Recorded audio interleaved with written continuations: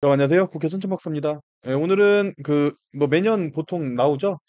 장기한 급여 제공 기준 및 급여 비용 산정 방법에 대한 고시에 대한 의견 수렴, 이 기준이 공고가 돼서, 어, 한번 같이 훑어보려고 나왔습니다. 이번엔 어떤 내용들이 있는지 확인을 해보고, 의견 수렴이 혼자서 직접 해가지고 의견 내기가 어려우시다면, 저희 고정 댓글에 남겨주셔서 저희가 국회에서 같이 의견 한번 남겨보도록 하겠습니다. 자, 어쨌든 우리가 보통 이 부분을 가지고 기본적인 지침을 활용을 하죠. 그래서 한번 어떤 내용들이 바뀌었는지 바뀐 기준 위주로 한번 훑어볼게요. 예, 25년도 급여 종류별 급여 비용 고시 일반적으로 매년 하는 부분, 그 다음에 재가급여 월 한도액 고시, 그 다음에 인건비 지출 비율 변경된 부분 고시했다라고 하는 내용들이 주요 내용이고, 전문의 배상책임보험 가입을 할 때 가입 대상자를 명확하였다. 주간보호센터, 야간보호센터, 월 한도액 추가 산정 제도 조정을 했다. 방문간 후 건강관리 서비스 이용 기준 완화하였다. 주야간보호 특정 차량 구비 지원을 하겠다. 장기간 가족휴가제 이용 일수를 확대하겠다. 노인 요양시설 요양보호사 인력 배치 기준 강화하였다. 주간보호센터 조리원 추가 배치 가산을 제공하겠다. 뭐 이런 내용들인데 그에 따라서 24년 12월 26일까지 의견서를 보내주시기 바랍니다. 찬반 여부 이렇게 보내달라고 되어 있습니다. 여러분 이 내용들은 네이버 카페에도 공지를 해드릴 테니까 개별적으로 의견을 내실 분들은 내시고 만약에 함께 내실 분들은 고정 댓글에 달아주시면 되겠습니다. 좀 더 세부적으로 한번 들어가 보도록 하겠습니다. 한번 볼게요. 이 부분은 아까 말씀드렸으니까 그렇고 어떤 부분들이 바뀌었는지 한번 볼게요. 지금 우리가 조수를 다 보면은 시간이 너무 오래 걸리니까 10조 1호 중 소급자 전원에 대해서 적용되는 걸 전체 소급자 또는 종사자 이게 지금 배상책임보험안 같아요. 배상책임보험안에서 소급자 전원에 대해서 적용되는 배상책임보험을 전체 소급자 또는 종사자를 기준으로 이게 이제 종사자를 몇 명으로 넣어야 되냐 이런 문제들이 있어서 명확관화한 것으로 보입니다. 근데 명확관화할 것 같으면 전체 소급자라는 말 쓰지 말고 현원, 현재 인원 아니면 뭐 정원 기준, 뭐 이런 기준이 조금 정확하게 적혀 있었으면 더 좋았을 텐데라는 그런 저는 의견이 들어갑니다. 그래서 어쨌든 배상책임보험 같은 경우에는 이제는 수급자 기준으로만 적용되는 것이 아니라 수급자 또는 종사자 기준으로 배상책임보험 가입하시면 된다라는 내용으로 지금 고시가 일부 개정되었네요. 그리고 이제 인건비 지출비 같은 경우에는 요양원은 62.5, 그 다음에 공동생활 가정 65.1, 주야간보 48.5, 단기보 58.8. 방문 요양은 이게 원래 오를 줄 알았는데 오르지 않고 86.6으로 고정되었습니다. 목욕 49.6, 방문간호 60.1.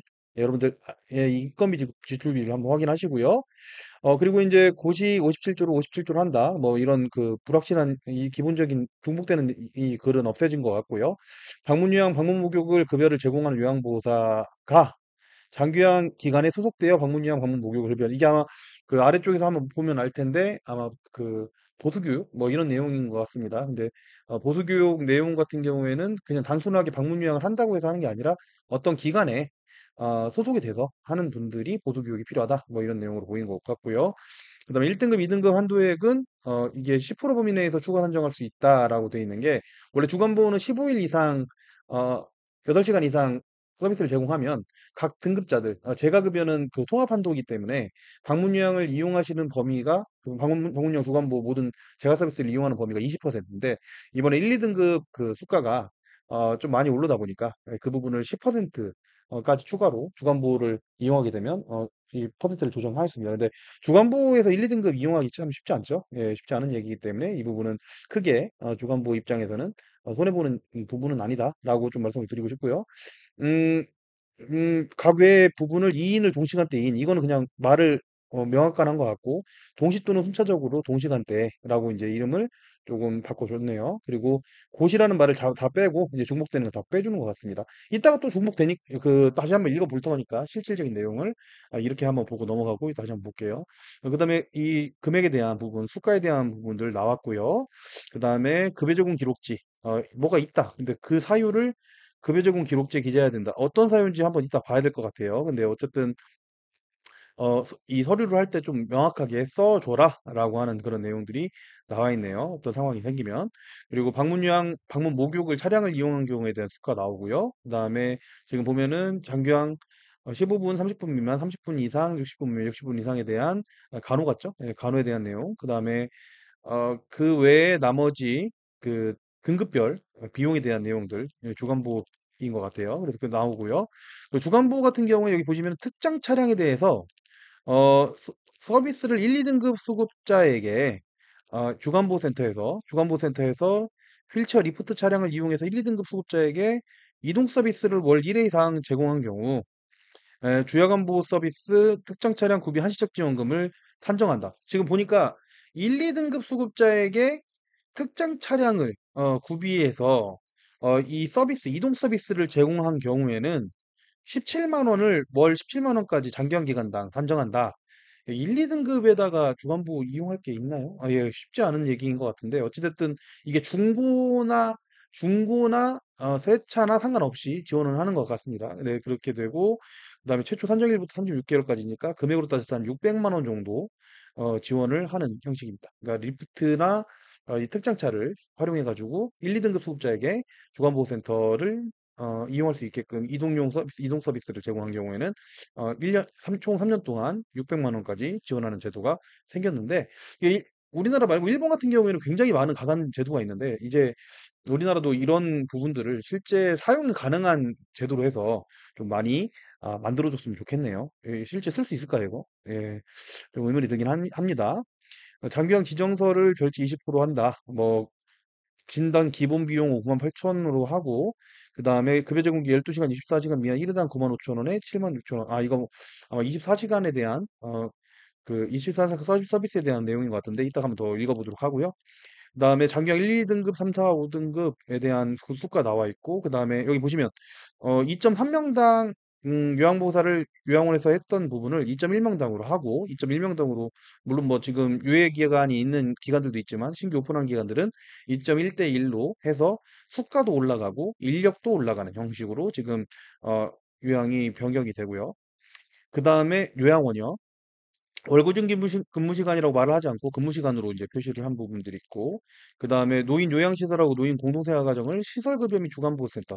주간보호기관 같은 경우에 이번에 뭐 가산이나 이런 부분들을 시설 기준으로 좀 많이 그 일원화시킨 것으로 보입니다. 예, 그렇게 지금 들어간 것 같고, 요양시설 같은 경우에는 가산 점수를 산정하지 아니한다. 이게 지금 말이 많은 내용인데, 2.1대 1로 변경이 되면서 노인 요양시설에서 요양보호 선생님들을 뽑는 경우에 가산을 산정하지 않고 다만 만약에 인원수가 줄어들었을 때, 이거 심리전점들 말고도요, 인원수가 줄어들었을 때 가사는 또 산정하는 형식으로 지금 변경이 됐거든요. 그건 이따 밑에서 한번 더 읽어보는데, 어쨌든 그 요양시설에서 요양보호사 가산이 빠졌다. 예, 지금 그런 내용입니다. 그리고 2.1대 1로 비율이 굉장히 빡빡하게 요양보호사를 뽑아야 된다라는 형식이 됐고, 그에 따라서 가산 점수가 요양보호사를 제외한 점수로 이렇게 이제 변동이 된 것으로 보입니다. 공동생활 가정 같은 경우에는 여기 보시면 5인 미만 1.4점, 5인 이상 2.6점 이 두 가지를 볼 수 있게끔 됐고요.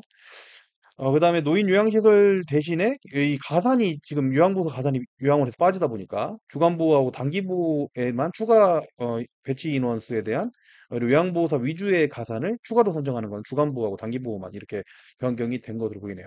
엄청나게 큰 이슈로 보이긴 하는데요.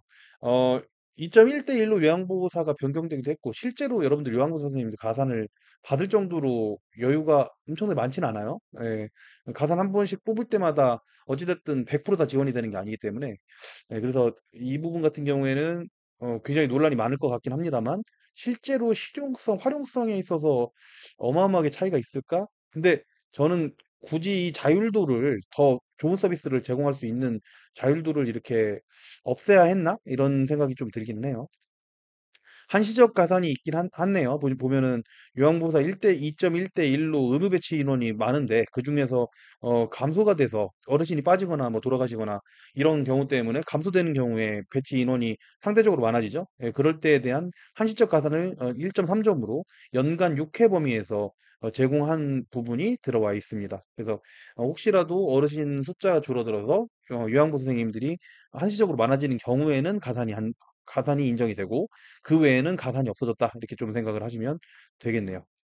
예, 매주 최소 2회 이상, 종류가 2회 이상, 이거 맞춤형 프로그램에 대한 내용으로 보이고요.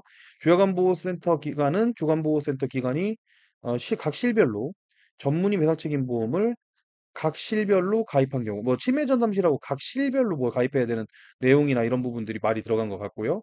그 다음에 사회복지사 등이 간호사, 요양보호사 이렇게 돼 있는데 지금 그 모니터링 같은 경우에는 사회복지사, 간호조무사, 간호사, 팀장급 요양보호사가 이런 내용들을 그 모니터링 할 수 있죠. 근데 그 내용을 수행하거나 위반한 경우에 어쩌고저쩌고 돼 있는데 가족 관계에 대한 내용들에 대해서 뭐 이 감산에 대한 내용들로 보입니다. 예, 확인 한번 해보긴 해야 될 것 같은데 그런 내용으로 보이고요. 수가는 나중에 한번 또 따져보기로 하고, 그다음 후단 뭐 이 금액 조정에 대한 거는 매년 있는 일들이니까 이렇게 해서 변경이 됩니다. 이렇게 되고, 지금 보니까 실제로 활용할 수 있는 내용들은 그렇게 많지는 않은 것 같고, 배상책임보험 명확관화하고, 그 다음에 그 요양원의 요양보호사 선생님들 가산이 안 되는 부분, 그 부분이 굉장히 큰 이슈가 될 것으로 보입니다. 다시 한번 앞에서부터 신고 대비표를 한번 더 보면서 앞에 말했던 내용들이 맞는지 한번 볼게요. 배상책임보험 같은 경우에는 원래 수급자 전원에 대해서 적용을 해서 수급자 기준으로만 원래 했었는데 이게 이제 보험을 가입을 해보면 수급자 전원에 대해서는 맞추는데 직원들에 대해서 직원을 최소 인원으로 넣었을 때 금액하고 현지에 있는 직원들을 가산 받았을 때 인원에 그 포함을 시켰을 때 배상책임보험 금액하고 사실 달라요. 네, 달라지죠. 그러면 우리 기관 입장에서는 가격이 저렴한 쪽으로 선택을 하는 경우가 대부분인데 지금 같은 경우에는 전체 수급자 또는 종사자 기준으로 하면은 된다라고 이렇게 표시를 해놔서 헷갈리지 않게끔 어찌됐든 간에 그 둘 중에 하나로 선택을 해서 하라는 형식인데 이거는 좀 질문이 좀 필요할 것 같기는 해. 이 전체라는 게 정원 전체에 대한 것인지 아니면 현원에 대한 부분도 가능한 것인지 이렇게 좀 확인을 해서 어찌됐든 이슈가 좀 된 거니까 확실하게 좀 했으면 좋겠다라고 하는 의견이 좀 생기는 거고요.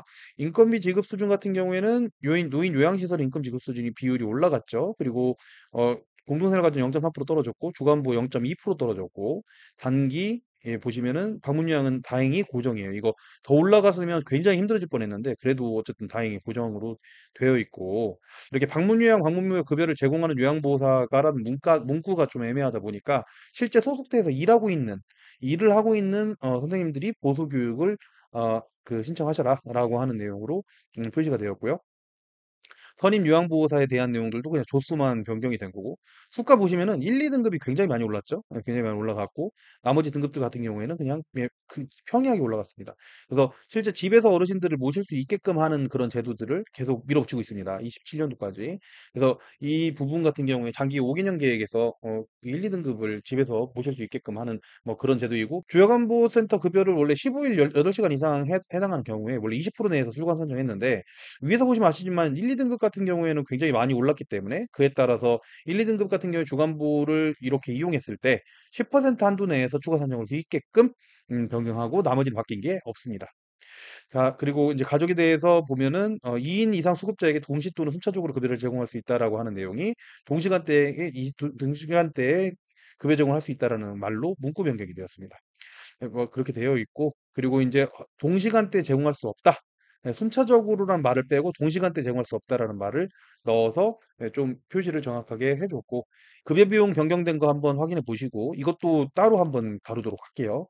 어쨌든 지금 아니기 때문에 그리고 여기 보시면은 여기 내용을 한번 잘 읽어보겠습니다. 아까 그 위에서 잘 읽어보지 못했던 내용이니까 급여를 120분 미만 제공하거나 이직업 활동을 60분 미만 제공하더라도 땅땡땡 사유가 있는 경우에는 급여 비용을 산정할 수 있다. 그런데 그 사유를 급여 제공 기록지에 기재하여야만 한다. 그러니까 급여 제공 기록지 특이 사항이나 이런 부분에다가 표시를 해두지 않으면 이 부분은 어떻게 될 수 있다. 환수될 수 있다라는 말로 보여요. 그래서 이런 내용들 좀 명확하게 이런 상황일 때 하셔라라고 하는 내용들이 표시가 됐으니까 유의하시면 되고요.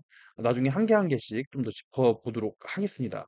네, 그래서 목욕 같은 경우에 교수가 변경된 거 확인해 보시면 될 것 같고 방문 요양 또는 목욕 급여를 이용하는 1등급부터 5등급까지 중에서 간호처치 영역의 증상 유무에 잇따라 안에 하나 이상 되는 경우에 한두 해과 상관없이 예방관리 방문 간호를 이용할 수 있는데 이때 본인 부담금을 내는 건 당연하죠. 그런데 여기서 보면은 1, 2등급 수급자 및 3등급까지의 수급자로 변경이 되었네요. 그렇죠? 이게 되었고, 지금 보시면은 4만 원, 4만 원, 예, 이 수가에 대한 부분들은 제가 빨리 넘어갈게요. 훑어보기니까 나중에 또 한번 하고요. 이게 지금 굉장히 애매해요. 주간보호 특장차 한시적 지원금이 새로 생겼는데, 여기 보시면 1, 2등급 수급자에게 이동 서비스를 월 1회 이상 제공한 경우잖아요. 예, 이거를 항상 뭐 이용하는 건 아니지만, 어쨌든 이게 실제 활용도가 있는지 이게 좀 의문이긴 합니다. 그래서 한번 이것도 좀 스터디를 좀 해봐야 될 것 같고요. 그리고 이제 가족 휴가제 급여 제공 기존 같은 경우에는 수급자 연간 11일 이내에서 원래 10일이네였죠. 근데 이거를 관계없이 단기 보호를 신청하거나 방문 요양 급여를 일당 12시간 이상 방문 요양 급여를 원래 이제 그 간호를 같이 하는 방문 요양 쪽에서 보통 이렇게 활용할 수 있었잖아요. 근데 그게 11일로 변경이 되었네요. 예, 그렇게 된 거고 장기간 가족 휴가제에 대한 내용들 금액 변경이 좀 진행된 거고요. 그 다음에 이것도 급여 제공 기준에 대한 금액 변경이 기준이 된 겁니다. 1, 2등급 수급자 또는 치매가 있는 원래 이제 치매가 있는 분들만 하는 경우에 있는데 1, 2등급 수급자 까지도 포함을 시켜가지고 동일 가정에 거주해서 한 명의 요양보호사에 제공하는 경우에는 수급자에 대한 그 비용의 80%를 제공해서 한다라고 하는 내용이 1, 2등급 수급자도 포함을 시켜서 1등급 수급자에 대한 서비스를 강화하였습니다. 그렇죠? 단기보호 금액 나와 있고요. 그 다음에 요양 이게 지금 가장 큰 이슈가 이거죠. 예, 올해부터는 2.1대1로 비율로 요양원을 운영하게 되고 그에 따라서 수가가 올라가고 수가에 따라서 본인 부담금이 올라가게 됩니다. 예, 더 좋은 서비스에 더 많은 비용이 발생이 되는 것이죠. 그런데 거기에 플러스 끝나는 게 아니라 가산도 없어졌다. 이렇게 이제 생각이 들고요. 이 부분에 대해서는 가산을 원래부터 받으시는 기관들 입장에서는 이게 참 어이가 없을 수 있는데, 근데 안 받으셨던 기관 입장에서는 뭐 그렇게 큰 피해인가? 근데 대신에 이제 자유도가 없어졌다는 것 자체가, 저는 조금 아쉽다. 이렇게 좀 말씀을 드리고 싶습니다. 예, 그 밑에 한번 살펴보면은 뭐 다른 게 있나요? 요양시설에 대한 거, 그다음에 주간보호센터에서 이거 조리 위탁에 대한 내용을 주간 조리원을 한 명 더 뽑을 때마다 점수 1점씩 줬었죠. 근데 그 내용이 주간보호도 포함이 되었다. 이거는 굉장히 좋은 제도죠. 왜냐하면 주간보호가 예전에 비해서 큰 기관들이 많아졌거든요. 그러면 자체 이제 급식을 하고 싶어도 하지 못했는데 그냥 혼자서 굉장히 많은 분들을 다 보는 경우라서 추가적인 비용들은 다 기관에서 다 돼야 됐거든요. 근데 그 부분에 대해서는 이렇게 가산을 일부라도 해줘서 저는 괜찮은 제도라고 생각합니다. 이 주간보호는 좀 더 괜찮아지고 있네요. 그리고 조리원 같은 경우에 인원수에 상관없이 이렇게 노인 요양시설 같은 경우 1점, 주간부와 노인 공동사 가정 1.2점이네요. 나쁘지 않네요. 1.2점을 주네요. 그래서 조리원을 뽑아서 직접 급식하는 기관들이 좀 늘어날 것 같습니다. 예, 활용을 하시면 물론 뭐 여기도 추가적인 비용은 기관에서 내야 되지만 어찌됐든 간에 1.2점을 주네요. 1점이 아니라 이렇게 주고 그 부분에 대해서 지원이 된다. 이제 25년도부터 나쁘지 않습니다. 예, 그리고 이제 요양원 같은 경우에는 빠졌을 때, 어르신이 갑자기 많이 빠졌을 때에 대한 가산, 최대 이 두 명까지 1.3점, 2.6점까지 가산을 해줍니다. 네. 그렇게 되고, 가산 인정 범위 같은 경우에는 이런 그 따로따로 선정이 된다 이런 내용들은 원래 있는데 크게 뭐 변동된 건 없고요. 예, 그래서 가장 큰 게 아까 보셨던 요양보호사 인력수 에 대한 부분하고 노인 요양시설에서 요양보호사 선생님들 가산이 빠졌다라는 거. 예, 그러네요. 예, 치매 진담 일반실 왔다 갔다 해가지고 바뀌는 거는 제외한다. 그러니까 뭐 그냥 공짜로 주진 않겠다. 뭐 그런 얘기죠. 전문의 배상책임 보험 같은 경우에는 감액에 대한 내용들이 현행과 같고요. 그다음에 주간보호 전문의 배상책임 보험을 실별로 하는 경우 그에 따라서 감액에 대한 내용들이 나와 있으니까 이 부분은 그 치매 전담실 있는 분들은 확인을 좀 해주시면 좋을 것 같아요. 어, 제가 말을 빠르게 하는데 이 훑어보기라 그렇습니다. 혹시라도 그 제가 말씀드리는 내용들 중에서 이해가 안 되는 부분이 있다고 하거나 아니면 제가 혹시라도 틀린 부분이 있다면 겸허하게 받아들일 테니까 말씀을 해주시면 정리를 해서 다시 한번 알려드릴게요. 이렇게 하고 가족인 요양보호사에게 제공하는 급여 원리에 대해서 57조 사망인 거 보니까 이거 아마 그 감산이지 않을까 싶어요. 그래서 이에 따라서 여기 있네요. 뭐 이거죠? 57조 이항에 대한 90%만 감산한다. 이거 원래 예정되어 있던 내용입니다. 그래서 가족 관계에 있는 소급자에게 모니터링 업무에 대한 이 별점 규정. 혹시라도 문제가 됐을 때 모니터링 안 했을 때 그 급여 산정 비용이 50%로 떨어지니까 모니터링을 다 해줘야 되는 부분이죠. 그래서 기업형 방문 요양 같은 경우에는 이 부분에 대한 비용이 굉장히 늘어날 거고 원래 하셨던 기관들은 뭐 문제될 거 없죠? 네, 원래 하던 거죠. 예, 치매 전담형 금액 나오고 금액은 나중에 하나하나씩 해보도록 하고요. 의사소견서 비용 달라졌고요. 가족 요양비 달라졌고 이렇게 해서 전체적으로 한번 훑어봤습니다. 예, 짧은 시간에 훑어보느라고 저도 훑어보는 방식 한 두 번째 한번 보고 두 번째 바로 훑어본 거라서 좀 부족함이 있을 수 있습니다. 예, 나중에 한 건 한 건 한번 살펴보도록 하고요. 어찌됐든 이번 결론은 아, 가장 큰 이슈는 요양보호사 가산이네요. 네, 요양원 한 번 더 세부적으로 추후에 다루도록 하겠습니다. 끝까지 봐주셔서 감사합니다. 그럼 국회의원 천천박사였습니다. 감사합니다.